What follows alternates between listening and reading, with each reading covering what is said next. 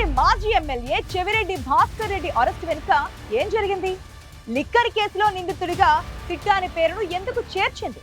చెవిరెడ్డి ఎందుకు టార్గెట్ అయ్యారు? ఆయనతోనే ఆగుతుందా? కొడుకును కూడా అరెస్ట్ చేస్తారా? లిక్కర్ కేసులో బెయిల్ ఇస్తే మరొక కేసులో జైలుకు పంపుతారా? అధినేతకు ఆత్మీయ నేత అరెస్టుతో వైసీపీ ఏం చేయబోతోంది? Let's watch.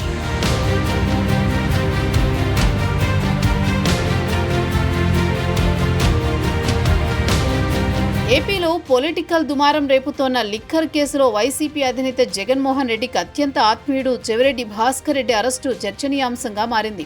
ఇప్పటిదాకా అధికారులు ప్రత్యక్ష రాజకీయ ప్రమేయం లేని వ్యక్తులను సిట్ అరెస్ట్ చేయగా ఇప్పుడు ప్రత్యక్ష రాజకీయాల్లో ఉన్న వైసీపీ కీలక నేతని అరెస్ట్ చేయడం కీలక పరిణామంగా భావిస్తున్నారు. మొదట ఈ కేసులో ఎంపీ మిథున్ రెడ్డిని అరెస్ట్ చేస్తారని అంతా భావించారు. లిక్కర్ కేసుతో మిథున్ రెడ్డికి సంబంధం ఉందంటూ ప్రచారం జరిగింది. అయితే అకస్మాత్తుగా చెవిరెడ్డి అరెస్టు జరిగింది. ఈ విషయాన్ని ముందే పసిగట్టిన చెవిరెడ్డి నెల రోజులుగా మీడియా సమావేశాలు పెడుతూ వచ్చారు. తన దగ్గర పనిచేసిన మాజీ గన్మెన్ గిరిని పోలీసులు అరెస్ట్ చేసి హింసిస్తున్నారని ఆరోపించారు. ఆ గిరి ఇచ్చిన సమాచారంతోనే చెవిరెడ్డిని కేసులో 38వ నిందితుడిగా చేర్చారు.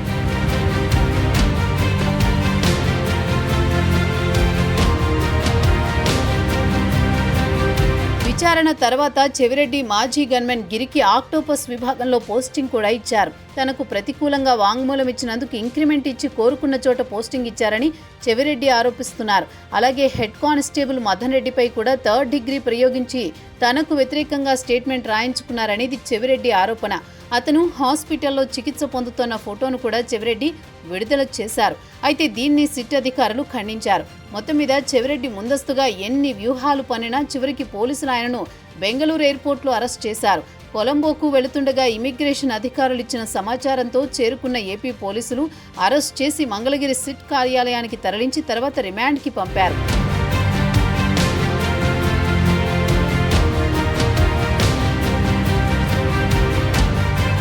అరెస్ట్ అయిన సందర్భంలోనూ ఆ తర్వాత కోర్టులో ఈ కేసులో తనకు కుట్రపూరితంగా ఇరికించారని చెవిరెడ్డి ఆరోపించారు. ఎవరిని వదలనని హెచ్చరిస్తూ హడావుడి చేశారు. ఈ కేసులో చెవిరెడ్డితో పాటు ఆయన చిన్ననాటి స్నేహితుడు పిఏగా ఉన్న వెంకటేష్ నాయుడిని కూడా 34వ నిందితుడిగా చేర్చారు. వెంకటేష్ నాయుడు లిక్కర్ డబ్బును ఎన్నికల సమయంలో చెవిరెడ్డి సూచనలతో నియోజకవర్గాలకు నేరుగా సరఫరా చేసేవారని ఆరోపించారు. గత ఎన్నికల సమయంలో చిత్తూరు జిల్లాలో పట్టుబడ్డ 8,36,00,000 నగదు లిక్కర్కి సంబంధించింది అని సిట్ అధికారులు చెబుతున్నారు. అయితే ఇది ఓ రియల్ ఎస్టేట్ కంపెనీదని, దానికి సంబంధించి ఆ కంపెనీ యాజమాన్యం హైకోర్టుకు కూడా వెళ్లిందని వైసీపీ చెబుతోంది. ఎన్నికల సమయంలో తుడా వాహనంలో నగదు పంచారనేది చెవిరెడ్డిపై ఉన్న మరో ఆరోపణ. ఇలా చెవిరెడ్డి విషయంలో సిట్ వ్యూహాత్మకంగా ముందుకు వెళ్ళింది.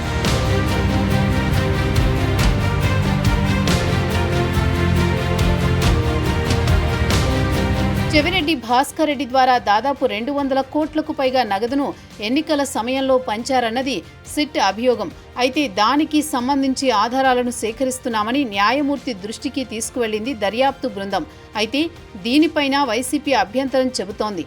ఎలాంటి ఆధారాలు లేకుండా ఊహాజనిత కేసు నమోదు చేసి బలవంతపు అరెస్టుల ద్వారా తప్పుడు వాంగ్మూలాలు రికార్డు చేస్తున్నారన్నది విపక్ష పార్టీ ఆరోపణ. ఈ కేసులో ఇప్పటిదాకా అరెస్టైన గత ప్రభుత్వంలో పనిచేసిన ఉన్నతాధికారుల నుంచి ఆశించిన సమాచారం రాకపోవడంతో నాయకులపై సిట్ దృష్టి పెట్టిందంటున్నారు. ప్రధాన నిందితుడు రాజ్ కసిరెడ్డితో సంబంధాలున్న నాయకులను విచారించే పనిలో పడింది. ఇప్పటికే చెవిరెడ్డిని అరెస్ట్ చేయడంతో ఇక మిథున్ రెడ్డి అరెస్టు కూడా ఉంటుందని ప్రచారం జరుగుతోంది.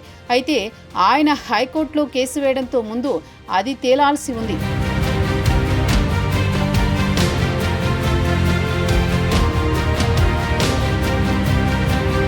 కూటమి ప్రభుత్వం అధికారంలోకి వచ్చాక చెవిరెడ్డి అరెస్టు తప్పదన్న ప్రచారం జరిగింది. ఇందులో భాగంగా తొలుత ఎన్నికల సమయంలో ఎస్వి యూనివర్సిటీలో జరిగిన ఘర్షణకు సంబంధించి చెవిరెడ్డితో పాటు ఆయన కుమారుడిపై కేసు నమోదైంది.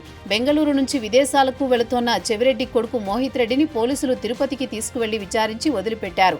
ఆ తర్వాత నియోజకవర్గంలో మైనర్ బాలికపై తప్పుడు ప్రచారం చేశారని చెవిరెడ్డిపై ఫోక్సో కేసు నమోదు చేశారు. బాలిక తండ్రి చెవిరెడ్డికి అనుకూలంగా ప్రెస్ మీట్ పెట్టడంతో పోలీసులు ఆ కేసులో ముందుకు వెళ్లలేకపోయారు. ఇలా 2 కేసులు అరెస్టుల నుంచి తప్పించుకున్న చెవిరెడ్డి అనూహ్యంగా లిక్కర్ కేసులో ఇరుక్కుపోయారు. ఒకవేళ ఒకవేళ లిక్కర్ కేసులో బెయిల్ వచ్చినా వేరే కేసులో ఆయన్ని మళ్లీ అరెస్ట్ చేసే అవకాశాలు కనిపిస్తున్నాయి. తుడా చైర్మన్ గా ఉండగా అవినీతికి పాల్పడ్డారంటూ ఇప్పటికే విజిలెన్స్ విచారణ కూడా ప్రారంభమైంది. దీంతో పాటు చెవిరెడ్డిపై పాత కేసులు కూడా తిరగదోడే పనిలో కూటమి ప్రభుత్వం ఉంది.